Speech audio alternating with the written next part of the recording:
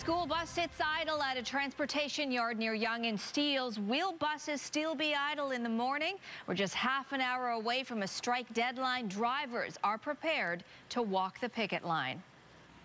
Good evening. It's an anxious night for thousands of families wondering if school buses will run in the morning. A labor dispute would affect thousands in Toronto and York region. Our Tracy Tong is in Markham, where last-minute negotiations appear to be coming down to the wire. Tracy. Right down to the wire, Zoraida. In fact, the last update that I got from a union rep just minutes ago, they said that they were still negotiating and working very hard to come up to a just before that midnight deadline, but they don't know if they'll have to extend that or not or keep negotiating past that. So we're still waiting for that update this time.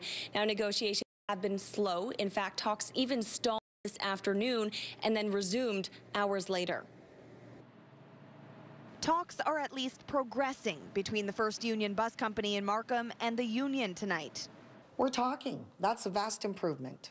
The fight is over wages. Local President Debbie Montgomery says the bus drivers, who make about $45 and $65 a day, aren't being paid for the time they put in. Unpaid hours are huge in this industry, and you know, it has to be compensated. I've seen drivers driving as much as 2 to 3 hours more than what they're being paid for based on a 4-hour day. More than 300 bus drivers are ready to strike if the two sides don't meet, leaving more than 18,000 students stranded from the Toronto and York Region public and Catholic school boards.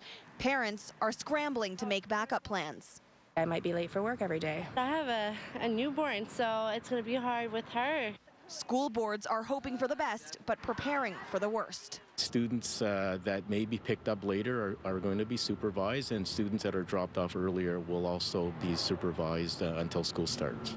And bus drivers are anxiously waiting to see whether they'll be driving tomorrow morning or walking the picket lines. Now, we will be standing by here to update you on our newscast. The TDSB says that if no decision comes down by midnight, that students and parents should check Twitter and their school board website early tomorrow morning. Reporting live at the Hilton Garden Inn in Markham, I'm Tracy Tong. Zoraida, back to you. All right, thank you, Tracy. And as Tracy mentioned, drivers can earn between $45 and $65 a day. Most of the work is done in split shifts to accommodate morning and afternoon pickups and drop-offs. Drivers undergo 20 hours of in-class training and then 20 hours of training on the road before they can drive with any children. Drivers undergo road evaluations every year.